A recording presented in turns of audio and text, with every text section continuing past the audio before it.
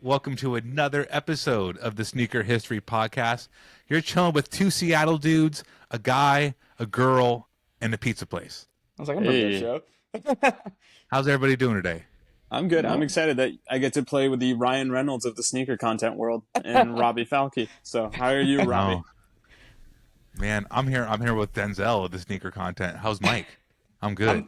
You know what? I'm still recovering from our latest Bluey episode. I know Rohit can sympathize with me here, but I'm good, man. I'm good. You had Mike. Bluey.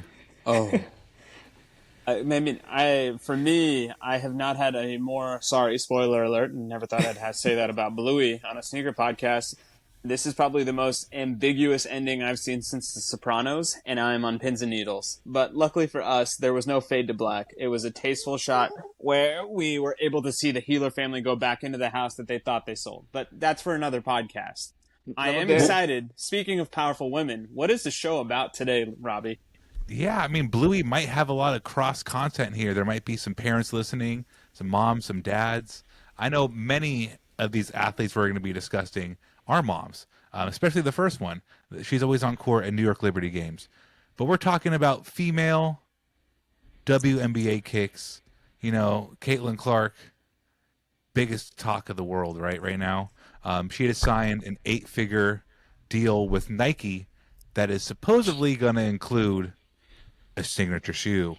Something we all kind of thought was going to happen, right? Not like the biggest bomb to drop in the sneaker world. But it got us thinking about other females, other ladies, other moms, hoopers, ballers in the WNBA before Caitlin who have had signature shoes. So Brianna Stewart, right? Cutest daughter ever at all the games, at all her mom's games. It's A1 content. Make sure you check that out on TikTok or Instagram. But she's had a Puma deal now. They're on the third signature sneaker. She was actually the first lady to have a signature shoe in more than 10 years before the Stewie 1 came out. So starting in 2022 to now, the Stewie 3 just came out. All very similar shoes, but super cool. I'll leave that there. What do you guys think about Stewie, the shoe? I just think the shoe's cool. I mean, Puma's been putting out a solid product. I mean, between what they do with NBA, they do with just kind of general basketball, of course. Stewie's shoe, I think she has it falls in line to those, sleek looking, very high performing shoes that Puma's doing. I haven't tried them out personally. I still actually want to get a pair of those to compare it against the Mellows, just kind of see differences and some of the other stuff as well. But I think they're pretty cool. I like them. For me, I think with Stewie, the thing I didn't realize, and I'm fortunate because one of my coworkers has a daughter who's a very high-profile NCAA recruit that is actually ironically heading to Iowa, so full circle moment as it compares to Caitlin Clark.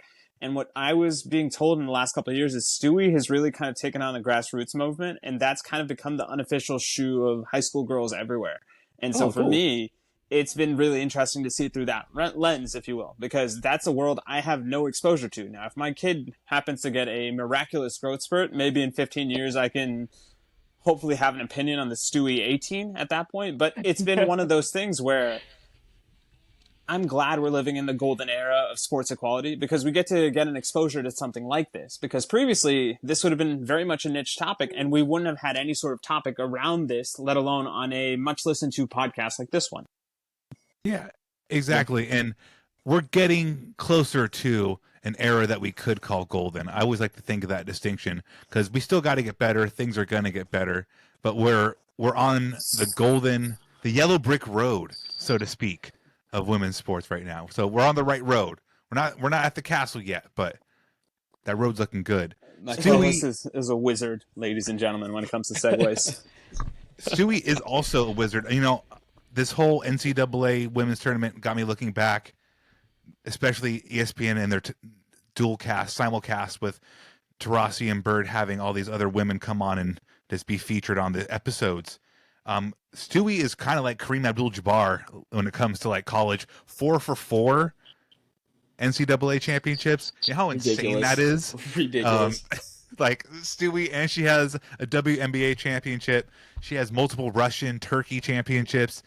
God knows she has a high school championship. I'm not looking at it right now, but I like to think you don't go 4 for 4 in Sure college. she does. Yeah, What's the but level of championship she doesn't have? Like, did she get beat out yeah, when she was I in would have 4th to grade? ask. Yeah. I mean, Olympic gold. There's literally Rec league. I don't. nothing she doesn't have, and I didn't know about that grassroots, high school connection. That makes me really happy though, because she's one of the super duper ballers this period, like goat level of resume already. She's this thing about going 4 for 4 in a modern era. Back in the day, college, think the 1960s, that would happen. Not all the time, right? It's not a normal Easier thing. though. But Definitely people easier. stuck around more, But 4 for 4 is in freaking insane. Yep. So Stewie Goat, man, it's crazy. So and one of her contemporaries, her signature shoe dropped the exact same year as the Stewie one. After the Stewie one, though, so we can't say it was the first shoe in a little bit over a decade. But Elena Delle Donne and the Air Delle Donne 2, pardon me, got that all backwards. Nike Air Delle Donne, period, 2022 is when it came out. A little tongue-tied. But I remember this story when she was getting drafted. I've watched the WNBA draft for that long, people. Her sister Lizzie was featured throughout that coverage, and her shoe, Elena's, has Fly Ease Tech. It's designed to help anybody, of any, right? I mean, Any level. it's one of Yeah, those right? things that we want to make sure we skirt the line very carefully. Hopefully disability is not too derogatory of a term. If it is, I'll take full ownership of making an outdated Accessibility. accessibility An is accessible perfect. shoe Yeah. for everyone. But anyway, to Robbie's point as well, if you know about Elena Delle Donne, you know Lizzie is a big pillar of her mythology, right? I believe Elena Delle Donne was at UConn for 3 years, and then her senior year, rather, she went back home to Delaware, if I remember correctly, because she Correct. wanted to be close to her sister. And the bond that she has with her sister has made its way through her sneaker. And it's one of those things that we're big fans and big proponents of accessibility, whether it be in the literal shoe, but also accessibility to the sneaker culture. And I think that was probably one of the most positive stories we had recently seen, because it was truly one of those things that a lot of people talk about it, but not that many are about that life. And we were able to see once again the women having a flexibility with regards to their brand, that they can do something like that, where they can make that a hallmark of the shoe. Whereas I think if it would have been a men's athlete, like let's use Devin Booker, right? I believe his sister has a condition as well. If we're lucky, we get a sister colorway that maybe has that Fly Ease accessibility, but it's not going to be a part of the actual shoe itself, not as every single colorway of every single SKU of every single model. So once again, hats off to Elena Delle Donne and Nike basketball at that point, because that's truly the joy of watching women's basketball sneaker culture evolve to the same levels as the men.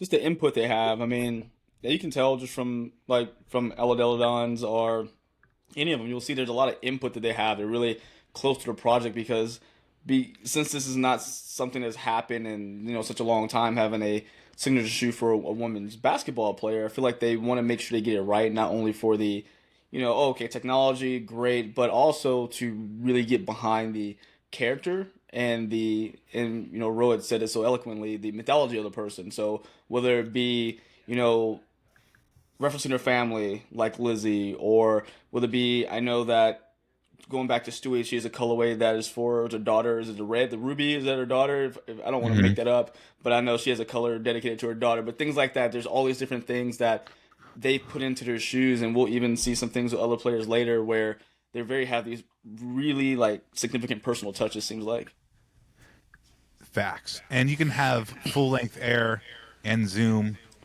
and Fly Ease. You don't have to have the Fly Ease shoes be a gimmick, right? That shoe can't be a gimmick. It's underselling the athlete wearing it. So the fact that it's a full-on baller shoe helps. Another baller shoe, another year after, Sabrina, the Sabrina one, and I one of Rohit's favorite shoes of the last couple years. Go ahead and wax poetic one more time on that for us.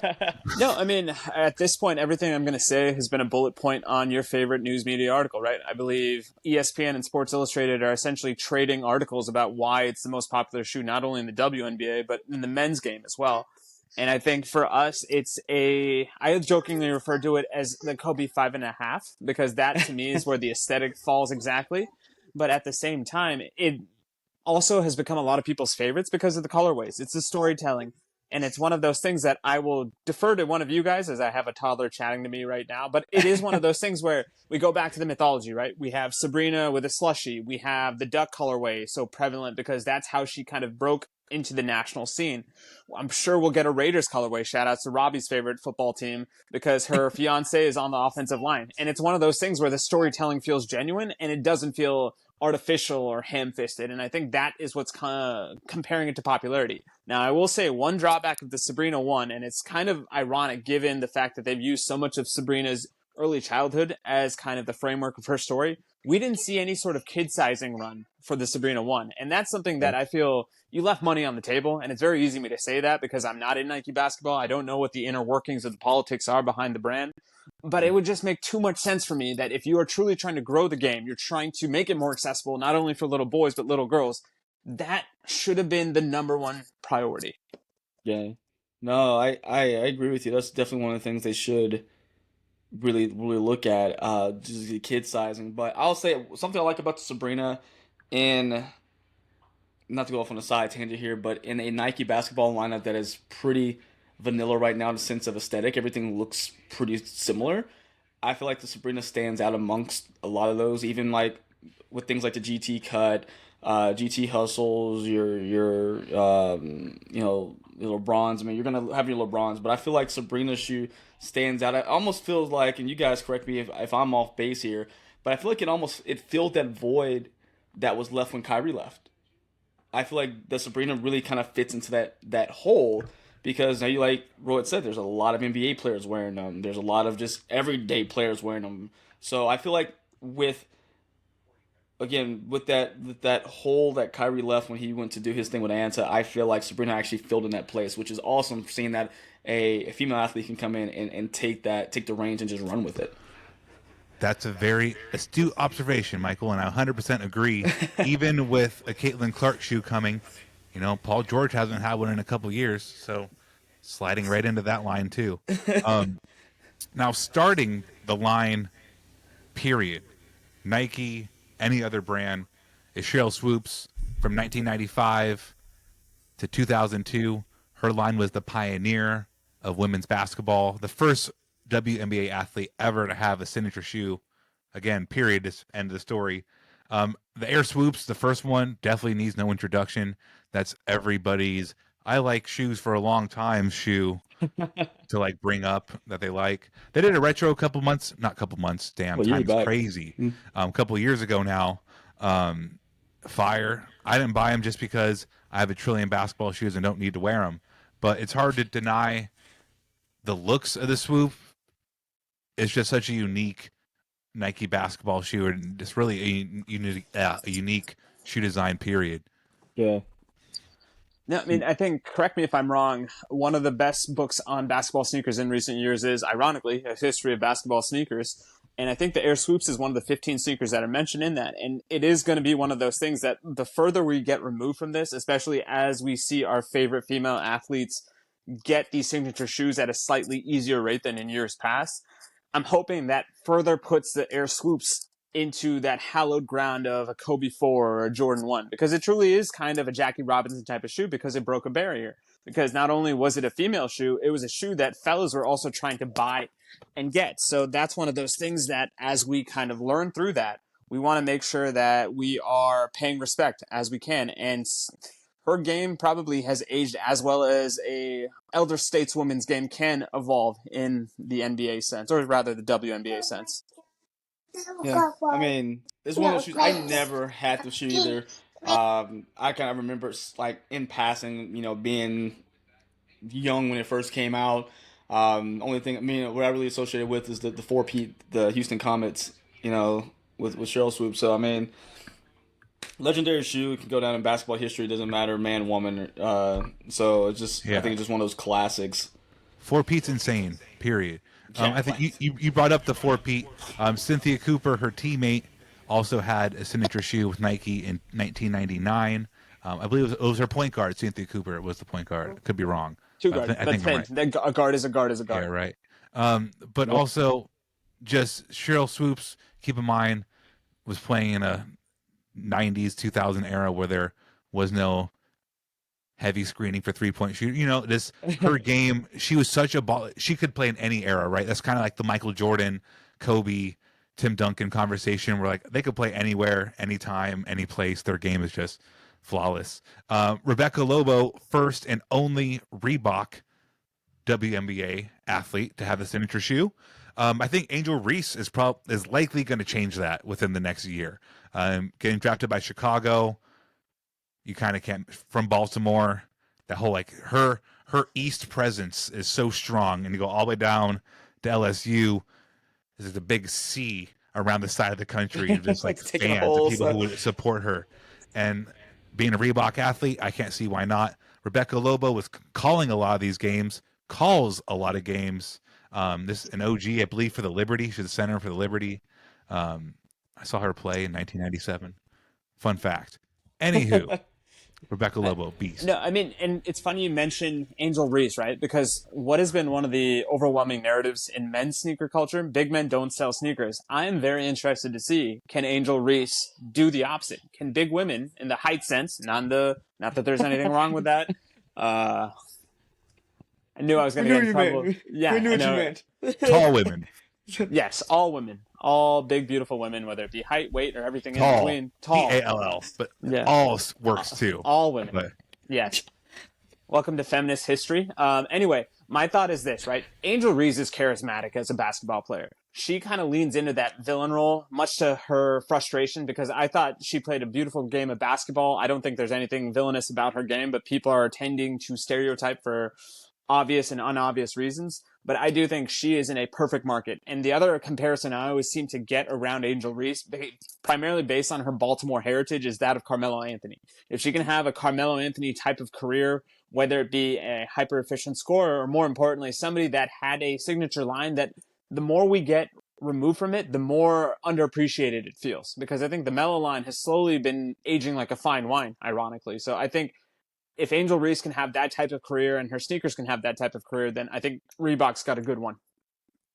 I'm sure they got something cooking up. I mean, with Shaq and AI heading that up, and them actually, I know Shaq personally going to, seek out Angel Reese. I'm sure that they already have something cooking up, and I wouldn't be surprised that by season start, which I think summertime, right? Like June, we're July. like a month out. Okay, I thought a little later. Something telling me that by All-Star break for them, we'll see something popped up. I know it takes a little while to actually build out a shoe. Yeah, I mean, she's been an NIL athlete with them for a while, so could have already been there. Who knows? Could have been. I mean, she's really big with the TikTok generation that loves skincare, hair. I mean, all the little girls, people love that. So she's very much in the right circles, internet-wise. So hoops, internet, Reebok is going to be good. So another OG, another pioneer of the game, Lisa Leslie. Her shoe, everybody's probably seen her shoe, the Total Air 9, which was her sneaker number. Her jersey number, not her sneaker number. It was her sneaker number. But the Air Total 9, baller, luxe. I think all of us kind of like a quilted shoe deep down inside. Like a little, quilt, a little leather, embossed-looking leather.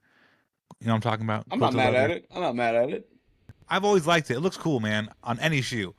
But Lisa Leslie's one of the true pillars of the game, and help making it what it is today. She's everywhere. Lisa Leslie doesn't need it. This is one I'm trying to I know it says 98, so I'm trying to place it, and I cannot remember this one to save my life. I don't think I've ever seen it in person that I can recall. Happy to do that then. No, we are today. And that's why we're the Sneaker History or Herstory podcast. Can we actually change our name for this episode to be the Sneaker Herstory? I'm really mad at thinking about that 18 minutes ago. That's a really good idea. That's okay. Redo the intro. Redo it. No, but that's what the outro's for. But to your point as well, Robbie, as well as Mike, she's always been one of those players that has transcended in her game. I guess before there was a Brittany Griner, there was a Lisa Leslie, because I think wasn't she the first one that was able to dunk in a game? And now we've seen it kind of evolve. And she was, if I remember my basketball history, and maybe I'm not remembering it correctly, but she was the quintessential 3-4. She could float in between positions. There was a grace to her game, and that's kind of what I always associate with her shoe as well. Now, I am interested to see, because it seems now, much like the men's game, the women's game is gravitating towards smaller shooters or pass first types. So we haven't been able to see a transcendent four like that, with the exception of maybe Brianna Stewart. But I associate Stewie's game to be a little bit more powerful than graceful. I love you so much. She was a center. She was a big girl, tall, 6'5". We need to stop saying that, but she was 6'5". But I mean, 3-time MVP, 2-time champion. She was a center though. Her and like Lobo would go at each other. Yep. In a good way. You gotta have rivalries, because you have New York versus LA. That was actually the first WNBA game ever. Was the Liberty at Sparks? I was at that game. Fun fact about life. Was that the game? No, I was just going to ask, was that the game with the Chinese player from the Sparks, who just kind of also became one of the unofficial breakout stars the first year? I have no idea, because I was like 8 years old at the time. Fair enough. But I'm just jealous you were there. I was physically there. I can't attest. But that same era, actually, more accurately, this athlete and coach kind of transcends era, because she's been around forever in the best way possible. Coach Dawn, right? Just won her third NCAA championship. She also had one of the cleanest basketball shoes of the late 90s, man, the S5. Jersey number, last name paired up. You get a cool looking shoe. But I think Mike said it earlier, really close to the design of the shoe. Dawn was very hands-on, which, if you see her as a coach, checks out. I like this. It looks like really like Alpha, was it the Alpha Project? That reminds me of like all those, like in that line of shoes, which 98, 99 kind of falls in line with that. Them starting to do that. I again, this is one of the ones, me being 9, 10 years old, I'm trying to recall it by personally, but it's a pretty sleek shoe. I think it falls in line with a lot of the things they were selling at the time for men as well. Now, and the player I always kind of associate Don Staley with from the men's side is Allen Iverson, right? There was a grittiness to their game. They were both pound for pound the most elite guards of their era, and it's really nice to see her have success post-playing career into her coaching career. And I think it's one of those things that we may be seeing the blossoming of a Coach K type figure and Coach S for the women's game, because if I am a young girl, I want to play for Coach Staley now, because of the fact that UConn seems to be the old and South Carolina seems to be the new, and she seems to be a player's coach. She seems to be the type that has as much of a intensity to her as she does a swag, and more importantly, there's a genuineness to her that we just don't see necessarily with our college coaches, because college coaches are kind of notorious for always trying to be the ultimate hype men and hype women for product, and she seems to really put her players first. Most definitely. I gotta agree with you there. And she's going to just keep seeing success. Like I don't see that train slowing down anytime soon. So next up here, we have Nikki McCray, Washington Mystics, one of her teammates actually. Also Meek Holtzclaw, which I believe Caitlin Clark beat her record. I think Meek had it previously. Yep. I could be wrong, but I'm pretty sure I'm not wrong. I feel like Caitlin Clark takes down everybody's record. So if you were a prominent women's basketball player in the 1990s and the early 2000s, Caitlin Clark probably has your record now. You don't have no record anymore. Like, your record's gone. I'm pretty sure. I mean, I'm gonna double check myself, but I'm pretty sure Meek had it for all time until Caitlin Clark. But she had a BB4, which is kind of a riff off the Vince Carter variant, right? I mean, I know the BB4 wasn't particularly Vince's shoe, but it was. They just called this the BB4 Meek. And then Nikki McCray, the first and only ever FILA athlete to have a women's basketball shoe. Just two random facts: a BB4 variant and the first ever women's FILA basketball shoe. Those are both kind of cool facts. Yep. Yeah, I'll match a fun fact. Shamika Holtzclaw, I believe, was the first woman to be on the Slam cover, and it was the infamous 1999 lockout, and she was wearing a Knicks jersey, and it was one of those things that maybe it was coming back into the game from the lockout, but it was one of those what-if moments in the Marvel sense, that what if Shamika Holtzclaw, probably the best college player of that time, went to the NBA as opposed to the WNBA. And now I'm trying to remember that cover and see if there was any sneakers to it.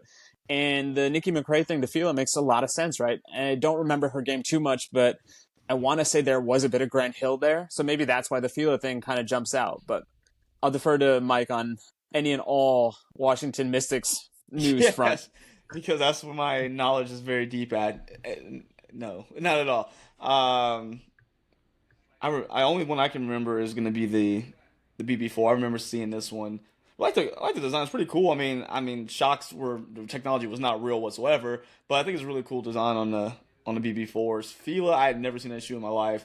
You couldn't tell me it was one thing, and I would have believed you. But yeah, no, that's cool. I didn't know she was the first and only female athlete to be, or female basketball player, I should say, to be with Fila. It's pretty cool.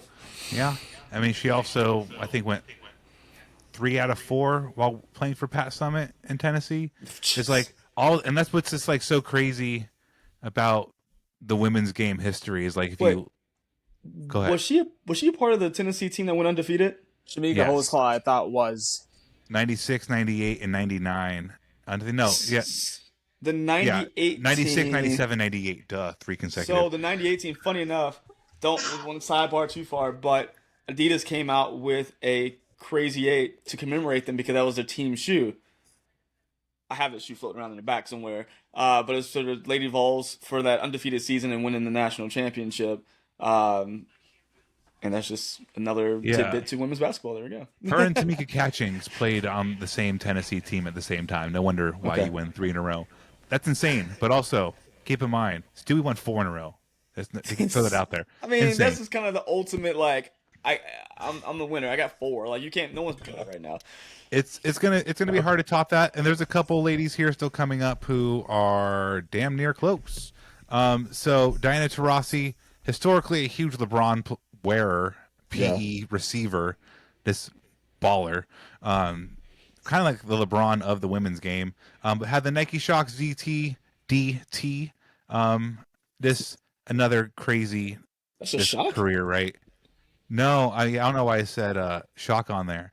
Okay, But there's yeah. also the Air Max Taurasi. That's the one that you're seeing in this image. Oh, okay, there we Here, go. That makes Michael, sense. I should looking look at. at the semicolon. It looks like LeBron though too. But I mean, her resume is absolutely it's insane. Like you just got to go look up 3-time champion.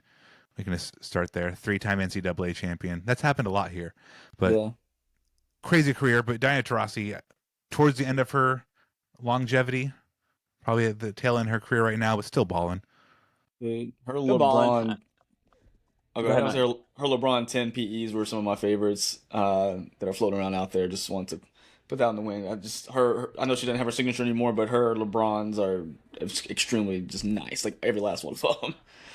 Now, I know we kind of talked to her co-host and teammate about keeping Sue Bird fresh, but Diana was fresh before Sue was in that sense. So, I mean, I hope that we get maybe a retro, especially the way they're going at LeBron retros. Maybe we'll get a Taurasi retro 10 in the future. But to me, the other thing that kind of gets brought up with Diana Taurasi is obviously Diana Taurasi, the sports commentator. And I just get that Draymond Green quote of, "They don't love you like that, Diana." Like the amount of saltiness that this young woman had towards Caitlin Clark. And it's been one of those things where Taurasi is a lot of people's goats because, to Robbie's point, her accomplishments are going to stump you over the head with it. But at the same time, there feels like there is a little bit of a resentment there. And to the point that Robbie made in our pre-production meeting, it's one of those things that maybe she felt constrained given the system that she was playing in, where those UConn teams were a constellation of stars, whereas Iowa is very much a one-woman team. So Caitlin Clark had to do a lot of the table setting as well as the eating. So yeah, it's one of those things that I kind of find fascinating that slightly, I know college women's basketball is now slowly making it because now the toxicity of men's sports is so slowly seeping into the women's game as well. Yeah. I mean, it's like it's one of those old guards can't handle the new guards coming in because, I mean, we'll see. Like I said, we just got a month or so before the before tip off, and Robbie said earlier, there's going to be a learning curve, of course, for anyone going into a professional league. But the way these young women playing now, coming out of college, it's a different game. I mean, they're free to fire away and take these Steph Curry range shots. They're getting more physical in the paint. They're becoming more positionless, like the men's game. So, I mean, Diana Taurasi will always have her accolades, but don't be salty. Just let the game evolve. You want to be the person to help the game evolve. Don't try to hold it back. I mean, I don't think she's doing that. I'm looking at this flabbergasted Russia champion, EuroLeague champion, Turkish champion, NCAA. Like, very much like Caitlin Clark can pass and score Diana Taurasi's led the WNBA in assists and scoring. So it's wild. So if anybody can talk any crap, it's like no one questions when MJ talks. She's on that kind of level in her game. But last but not least, another Chicago native, an ace, my Las Vegas Aces former player. I think she's fully retired. She was doing kind of both for a little bit. I could be wrong. Candace Parker, Adidas, again, the first female to have a basketball shoe, the Ace Versatility. Adidas Ace Commander and the Ace Versatility. Two different shoes. Cool, kind of like on the court, off the court, little vibe going on. But that line that one didn't catch on. Because I remember that came in, that was a oil in a pan type situation. They pushed that marketing pretty hard, and I don't see it go anywhere now. Well, they She still moved wears her Adidas. now to the Exhibit A. Is that the shoe now? The shoe Yeah. wears? Yeah. So they kind of moved her over to. It is a team shoe for everybody, but they really try to focus it towards the women. I feel like, and she's the face of that particular sneaker. She's a baller. I mean, I love Candace Parker. She's great on TV too. That's what I was Yeah. going to say. She Yeah, she is is. slowly becoming the. Maybe I make the comment that she is Doris Burke, but I was going to say she's become the John Madden of the women's game as well as the men's game, right? Because she's equally confident does commenting both. on both aspects of the sport. And she's synonymous with her buddy Shaquille O'Neal. So, I mean, I'm sure that's a very calculated move. And I think as we're kind of looking at women branching out, not only in a post-court life, but yeah, she's an analyst the same way Staley's a coach, and she's a damn good one at that. I'm very interested to see how that inspires the future generation of players that want to have higher aspirations than just basketball once it's all said and done. Yep. Yeah, while also still being an absolute champion and beast. Oh, and, yeah, I mean, a that's great just so mom as crazy. well. Every player, I mean, not to be mean to the boys, but every women's player who has a signature shoe has like resumes. Devin Booker's made in Western Conference. I've made made an NBA Finals. That's like his credential. And nothing wrong with that. Don't get me wrong. Stray just now. I mean, I was wondering if you guys had recast a Joanna Man sequel that I heard nothing about with the. Anyway, I don't know. I mean, even Luka too, right? I mean, like, oh, you made a Western Conference Finals. You have three going on signature shoes. Nothing wrong with that. Don't get me wrong. But Candace Parker is just one of. I think she has one of the lighter resumes while still having like a heavy resume. Well, It's like- Sabrina, we'll say Sabrina has probably lightest resume, but she still's made a final within her first. She's been in the league 2 seasons, 3 years. She's made a finals. Like, I mean, again, sorry Devin Booker, sorry Luka, you're catching these, but you haven't even sniffed the finals yet. Like Yeah. every woman on this list is accomplished in some way or form, and I mean, you can't when you put the resume up against it. If you're just going, bar for bar, it's like, all right, well they done something to deserve the shoe. I'm going to be like J. Cole, and I'm just going to say, hey, guys, my spirit just wasn't clean after this episode, and I respect Luka and Devin. No, it is what it is. I mean, I do think that when you're comparing the GOATs of the women's game, the ring culture is amplified and then some, because to the point that my co-host had made, there's the Olympics, there's high school, there's college, and then there's the international game, and they're playing simultaneously. So it is something to behold. And then also they have the added pressure of being a mom or wanting to have other extracurricular activities. So kudos to the ladies. It's always lady night here at Sneaker History Podcast. Yeah. Could not agree more. A lot of killer shoes, though. A lot of assassins on the court. Go buy a pair of Sabrinas. Go buy a pair of Candace Parkers. Go support. Go buy a jersey. Help the sport. Be positive. Be nice. There you go. Respect the history. A lot of ballers out there. It's not But his thanks story. It's her story. Her story. Thanks so much for tuning in with us and spending a half an hour of your day. Make sure you check all of us out on our internet platforms you can find us on. Link in description to find those. Make sure you like, tell a friend, leave a Leave some comment, comments. leave a smoke signal. I don't care. Something, y'all. Something. Come on, help us out. But no, we appreciate you and have a good rest of your day.